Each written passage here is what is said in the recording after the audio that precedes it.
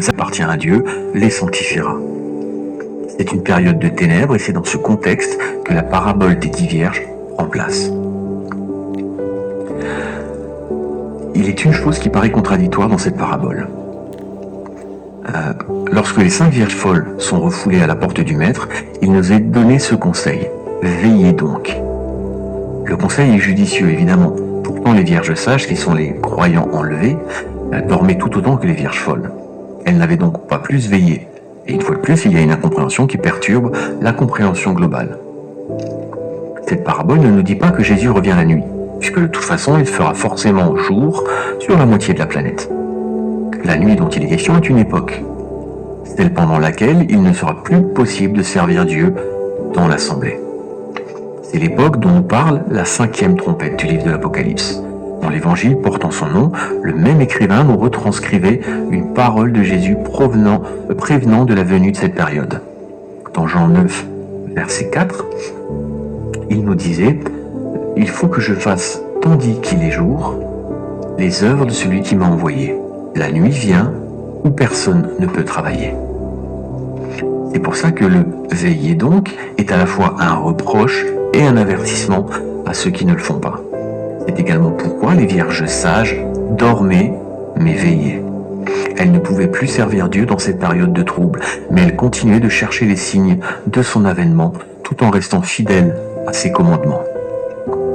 Dans une période où il est nécessaire de compter sur Dieu plus que sur les hommes, ces vierges ont veillé sur leur cœur plus que sur toute autre chose. Car de lui viennent les sources de la vie, nous dit le livre des Proverbes, chapitre 4, verset 23. C'est difficile de garder son premier amour, dont nous parle l'Apocalypse 2.4, lorsqu'on ne peut pas compter sur une assemblée de croyants pour faire le travail à notre place. Dans cette période, vous verrez de nouveau la différence entre le juste et le méchant, parce que plus personne ne pourra compter sur l'autre pour être son rempart ou son camouflage. C'est Malachie 3.18, le début du verset qui nous disait que vous verrez de nouveau la différence entre le juste et le méchant. Et c'est de cette nuit-là que nous parle cette parabole. Dans Matthieu 25.2, on est qu'au 2e verset, on nous dit que 5 d'entre elles étaient folles et 5 sages. C'est intéressant parce que ça nous montre la similitude d'apparence et pourtant la différence fondamentale du cœur. Apparemment, il n'y a pas de manière de les différencier dans les apparences. À aucun moment, on ne nous dit que 5 étaient habillés avec sobriété et 5 autres de manière outrancière, ou encore que leurs attitudes étaient de telle manière ou de telle autre. Tout ce que l'on sait, c'est que 5 étaient sages et 5 étaient folles. Le mot folle étant le même qui est traduit plutôt par insensé.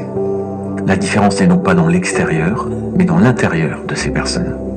C'est de cela que voulaient nous parler Luc et Matthieu dans leurs évangiles respectifs, dans les versets qui suivent. Dans Matthieu 24, verset 40, on nous dit « Alors de 2 hommes qui seront dans un champ, l'un sera pris et l'autre laissé. » Dans le verset suivant, il nous est dit « De 2 femmes qui monteront à la meule, l'une sera prise et l'autre laissée. » Et Luc complétait en Luc 17, verset 34 en disant « Je vous le dis en cette nuit-là, de 2 personnes qui seront dans un même lit, l'une sera prise et l'autre laissée. » Ce qu'ils nous disent ici recoupe directement la parabole des 10 vierges. Ils sont en train de nous expliquer que de 2 personnes qui font la même chose, une sera sauvée et pas l'autre. Parce que ce jour-là, ce seront les pensées du cœur qui prévaudront. L'une des 2 sera une vierge folle et l'autre une vierge sage. Elles ont toutes les 10, des lampes. C'est le verset 1. Et ce n'est que le contenu de la lampe qui permet de les différencier. On dit également qu'elles s'endorment toutes les 10 et se réveillent toutes les 10. C'est le verset 5. Quand leur Seigneur arrive, elles partent toutes pour le rejoindre. C'est le verset 6. Mais c'est dans ce dernier point que le bas blesse. Elles ne savent pas comment le trouver. Elles sont aveuglées par l'époque dans laquelle elles vivent. Le verset 3 et 4 nous disent que les folles, en prenant leur lampe, ne prirent point d'huile avec elles, mais les sages prirent avec leur lampe de l'huile dans des vases. Donc on va regarder dans un premier temps l'huile. Pour bien comprendre ça, il faut imaginer la vie sans électricité. L'huile ne dure pas indéfiniment, et il était nécessaire d'en faire une réserve. Les vierges folles sont parties du principe que leur huile serait suffisante pour faire brûler la lampe jusqu'au lever du soleil. Arrive alors leur Seigneur au milieu de la nuit, soit aux alentours de minuit, au plus noir de la nuit. À cette époque, comme je le disais, l'électricité n'existait pas, ce qui signifie que si vous n'aviez pas de lumière personnelle, vous étiez dans la plus totale obscurité. De la fin des temps, il en sera de même. La nuit est cependant une période qui s'étendra sur plusieurs mois, voire années, et non quelques heures séparant le coucher et le lever du soleil. Dans ces temps, se contenter de ce que l'on a, puis l'année ne suffira pas. Tout comme le 6e jour, Dieu donnait suffisamment de manne pour ce jour plus le suivant. Dieu pourvoit à ce qui est nécessaire, mais pour ramasser la manne, il fallait se baisser. Et ici également, il faudra passer du temps prosterné devant Dieu, non pas dans de grandes assemblées, mais dans le secret de sa chambre ou de ce qui en fera office. Dieu remplira les vases de ceux qui sont à ses pieds, tous les jours, mais ceux qui l'ignorent, les convertis du dimanche, qui oublient Dieu sitôt le culte terminé, se lamenteront devant leur manque d'huile. L'importance de la lumière va au-delà de notre compréhension basique.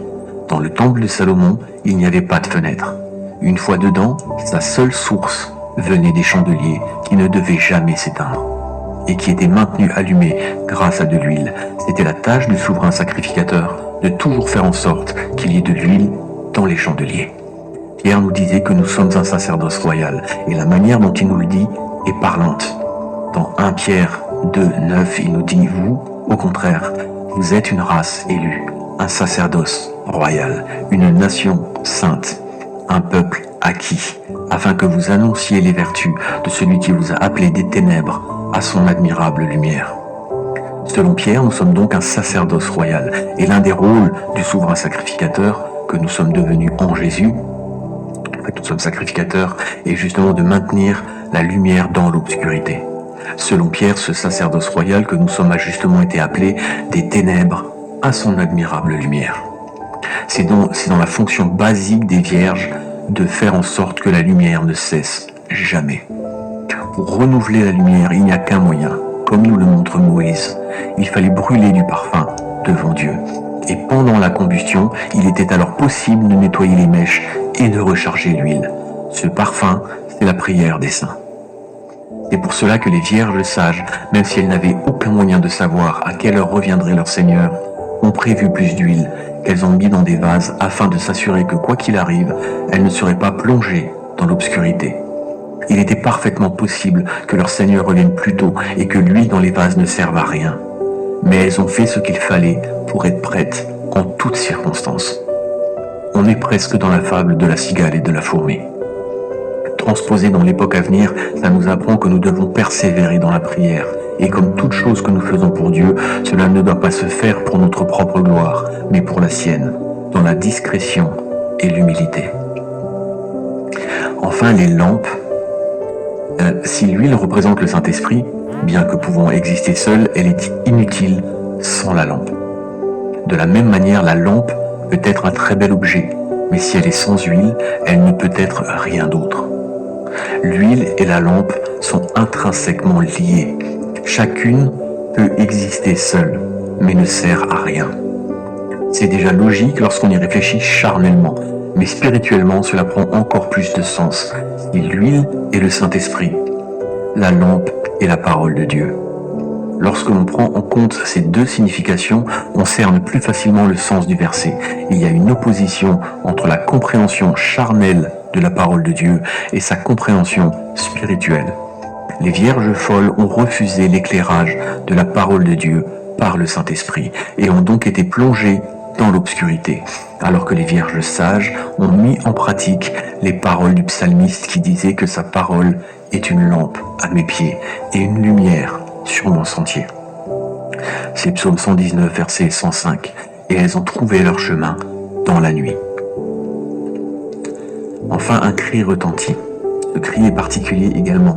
C'est le verset 6 qui nous dit « Au milieu de la nuit, on cria, voici l'époux, allez à sa rencontre ». Donc le plus important dans ce verset, c'est la personne du verbe. Il est dit « allez » et non pas « allons ». La deuxième personne du pluriel montre que celui qui pousse ce cri n'est pas concerné par le message qu'il vient de transmettre. Ça n'est donc pas un croyant qui annonce à ses frères et sœurs qu'il aurait reçu une révélation. Mais c'est soit le Saint-Esprit, soit un ange. La logique voudrait que ce soit un ange, parce que ce